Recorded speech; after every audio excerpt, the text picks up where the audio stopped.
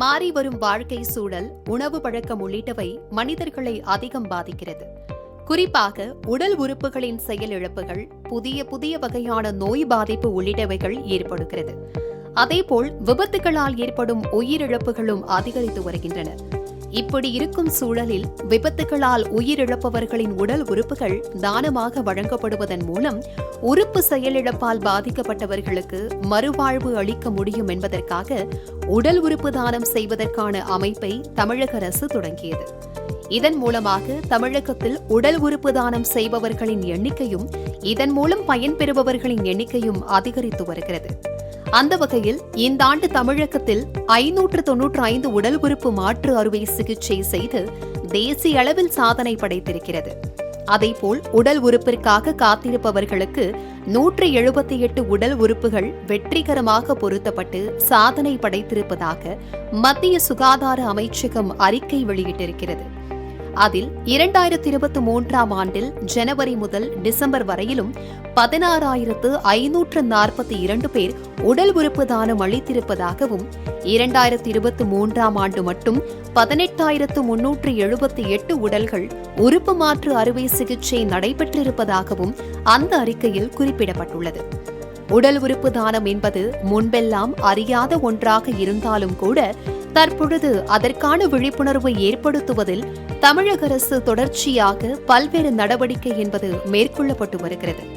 அந்த வகையில் மூளை சாவு அடைந்தவர்கள் உடல் உறுப்பு தானம் செய்தால் அவர்களின் உடல் அரசு மரியாதையுடன் நல்லடக்கம் செய்யப்படும் என தமிழக அரசு அறிவித்ததால் உடல் உறுப்பு தானம் செய்பவர்களின் எண்ணிக்கை அதிகரித்துள்ளது.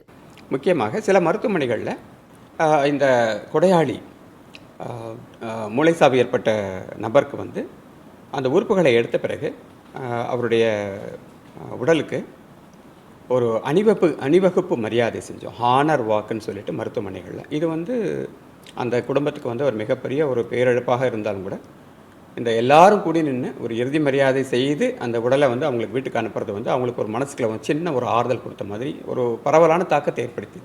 அதுக்கு அடுத்து முக்கியமாக அரசாங்கம் இதுக்காக ஒரு ஸ்பெஷல் அரசு ஆணை, கவர்மெண்ட் ஆர்டர் 331, வரலாற்று சிறப்புமிக்க ஒரு ஆணை. அவங்க ரொம்ப சோகத்திலையும் துக்கத்திலும் இருப்பாங்க. அந்த நேரத்தில் இதை பற்றி பேசி அவங்க புரிஞ்சுக்கிட்டு முன் வருதுன்றது கொஞ்சம் கஷ்டமாக இருந்தது. ஆனால் இந்த ஆணையும் இந்த அணிவகுப்பு மரியாதை, ஹானர் வாக் இதெல்லாம் பண்ண ஆரம்பித்த பிறகு acceptance rate of the families, அதை ஒத்துக்கொள்ளும் தன்மை ரொம்ப அதிகமாயிடுச்சு. இறந்தவர்களிடமிருந்து பெறப்பட்ட உறுப்புகளை காத்திருப்பவர்களுக்கு அளிக்கும் உடல் உறுப்பு மாற்று அறுவை சிகிச்சை மேற்கொள்வதிலும் தொடர்ந்து தமிழகம் சாதனை படைத்து வருகிறது. உடல் உறுப்பு தேவைப்படுபவர்கள் அதற்கென்று அமைக்கப்பட்டிருக்கக்கூடிய போர்ட்டலில் பதிவு செய்தால் யாருக்கு அவசர தேவை இருக்கிறது என்பதன் அடிப்படையில் உடல் உறுப்பு பெறுவதற்கான நடவடிக்கை என்பது மேற்கொள்ளப்படுகிறது. தமிழகத்தில் இந்த ஆண்டு 595 உடல் உறுப்பு மாற்று அறுவை சிகிச்சைகள் மேற்கொள்ளப்பட்டிருக்கிறது. தெலங்கானாவில் 546 சிகிச்சைகளும், கர்நாடகாவில் 471 அறுவை சிகிச்சைகளும் மேற்கொள்ளப்பட்டிருப்பதாக மத்திய அரசு தெரிவித்துள்ளது. அதிக உறுப்பு மாற்று அறுவை சிகிச்சை செய்த மாநிலங்களின் பட்டியலில் இதய மாற்று அறுவை சிகிச்சையில் முதலிடத்தையும், சிறுநீரகம், கல்லீரல், நுரையீரல், சிறுகுடல் ஆகிய அறுவை சிகிச்சையில் 2ஆம் இடத்தையும், கணையம் மாற்று அறுவை சிகிச்சையில் 3ஆம் இடத்தையும் தமிழகம் பிடித்து சாதனை படைத்துள்ளது என்பது குறிப்பிடத்தக்கது. மாலை முரசு செய்திகளுக்காக ஒளிப்பதிவாளர் பிருத்விராஜுடன் செய்தியாளர் ஷெலினா.